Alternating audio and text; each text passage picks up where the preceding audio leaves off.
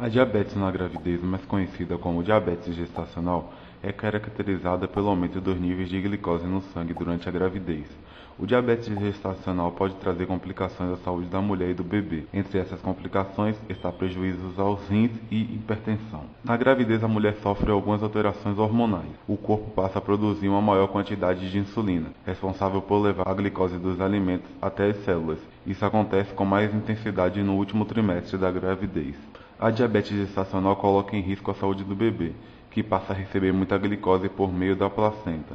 O pâncreas do feto acaba sobrecarregado. Mesmo trabalhando a todo vapor, não há hormônio suficiente para transformar a glicose em energia nas suas células. As sobras de açúcar viram gordura e a criança ganha peso além da conta. No parto, quando os médicos cortam o cordão umbilical, há um risco de hipoglicemia, uma queda brusca na quantidade de glicose na circulação sanguínea, e isso que causa a diabetes gestacional. E devido a esses fatores, pode causar um grande risco de saúde à mulher e futuramente a criança tem uma grande chance de desenvolver diabetes tipo 2. Se você tem diabetes ou quer prevenir, vou deixar aqui na descrição o link do Glicosol. Glicosol é um tratamento desenvolvido para prevenir e tratar diabetes, estabilizando os níveis de glicose no sangue que podem ter picos e levarem à morte.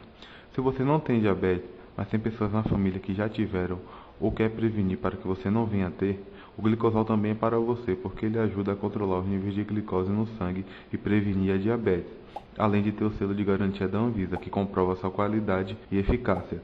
Na compra do medicamento, você tem até 30 dias para pedir o estorno do valor.